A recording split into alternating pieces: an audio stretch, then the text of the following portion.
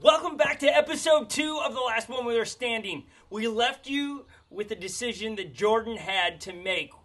Last of the racers in an uneven field, he got to choose between Lily, Joey, and myself. We're going to find out who he chooses to race up against in the last time trial before we have a massive elimination. That's what we're picking up right here. If you're just jumping into this and you're on our YouTube channel, hey, go back, watch the first episode, and come back so you know what's going on. Let's get the race started. You got it, Lily. Start here. You're going to come into the frame from the way. Those nerves have a way of leveling the playing field. Jordan, there's only 15 racers. So you get to choose between Lily, Joey, or myself in your heat. Oh, it's just Lily.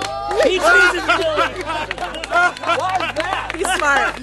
He's smart. I told you he'd choose you. If you wanted a challenge, you'd choose Scott. Apparently, he doesn't want a challenge. It's $1,000. Why would he give? Okay. All right, we're racing. Why wouldn't he pick me?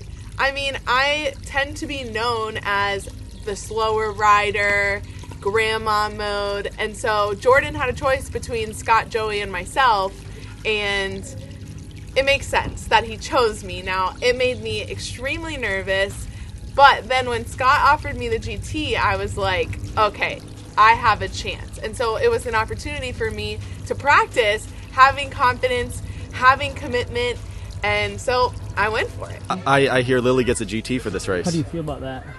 Bring it on. I don't think she's only rode it like twice. I think it's going to be too much power for her. Ooh, it could be. So, I mean, it's a powerful woman, but that's a lot of power in the GT. No. This is the last heat. This is Jordan and Lily going. How do you feel about this?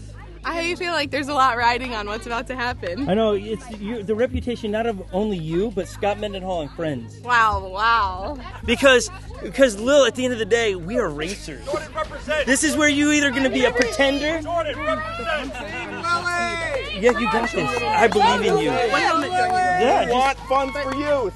At 3, 2, 1, go, I was so nervous. First of all, I had ridden the GT a handful of times, never raced it, never even tried to truly mob trails. And so this was a first for me all around. And I really wanted to beat Jordan. It was in my heart that I needed to beat him.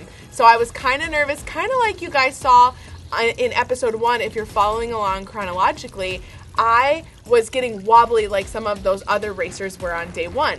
And it was because I was riding past my abilities. And then I fall, I start to get frustrated. I look at Scott, I'm like, this is not gonna go over well. Immediately fall again. And then I finally catch up to Jordan, but he's just ahead of me. Pretty much the whole time. Fell down to GT.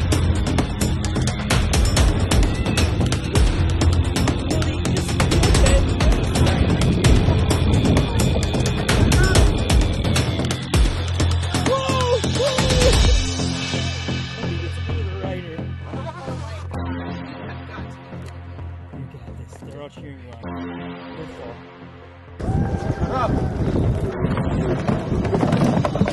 Oh no!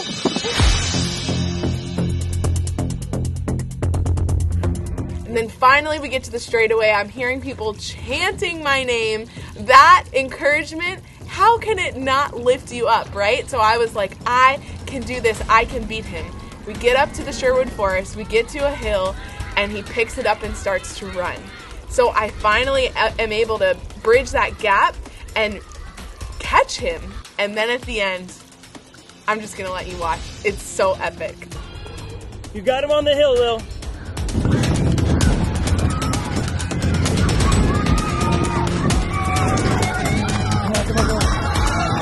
Oh, he's right there, Lil.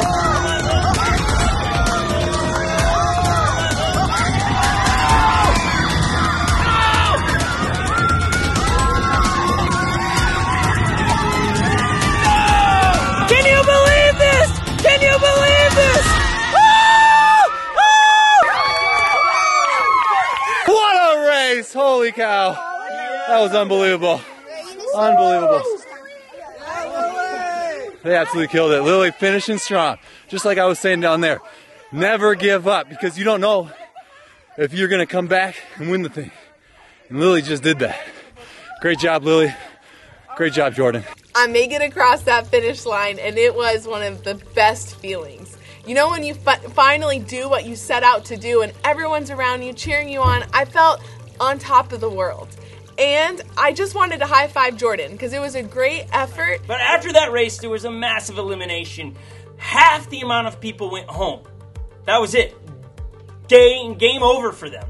The day was it.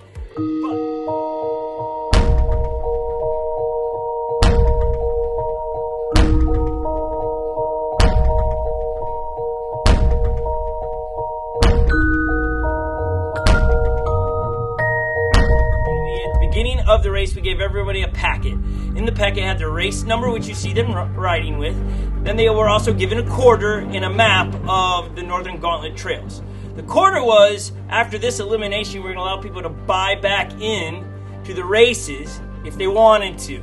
Every last person bought back in. They turned their quarters in, from Abijah to Jordan to a bunch of people. The only person that didn't have to buy back in that was eliminated was Jack. That said, we got to bring somebody back in to keep the teams even. And so the way to keep it fair, we said we would record everybody's time, so we're going to bring in somebody that had a faster time than Jordan.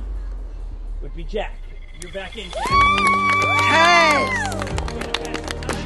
Jack in the blue helmet is brought back in, first eliminated, but brought back in for his chance to compete as the last one-wheeler standing. I gave my quarter so I could keep racing, so I could keep competing, and the next thing I had to do was catch a football at the bottom of this giant hill thrown by Joey, and I had to be on my one wheel. I had to ride in and catch it and not fall off the one wheel. So it's a lot. You got balance, you got hand-eye coordination, you got to catch that football. It's coming down this hill, Joey's arm throwing it, and that speed, it's accelerating at you.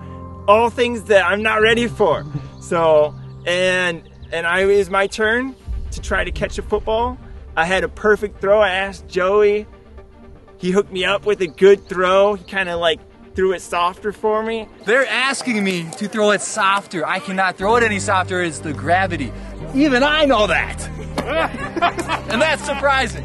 But I just lost my footing and did not catch it. Yes. I'm back! How does it feel? Oh, it feels good. Yeah, I got some football coach. I had to show it for them. We got a tournament coming up. No, this feels good. I'm back in the race. That $1,000, mine. Okay, one out of all of them is back in. So here's what's gonna happen. You're like, okay, he doesn't have a partner. We're gonna take the next fastest time, and that's who will be with Jordan. Surprise! They brought me back in because even though my time wasn't fast, it was the fastest of all of, like, on the slow side, if that makes sense. So it was pretty exciting to be brought back in to the last one-wheeler standing and keep going. All right, here are the heats. These are the heats of competitions.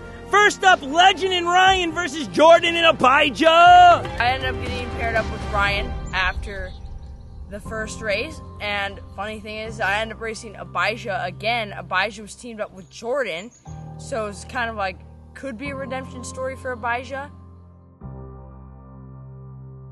Woo-wee!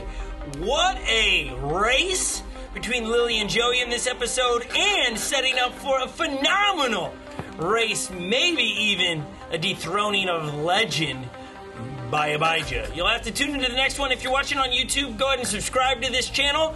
We drop one-wheel content all the time. Right now, we're in the middle of dropping our last one-wheeler standing race, where a winner will receive $1,000 for winning in the Northern Gauntlet Trails. So we're so glad to have you.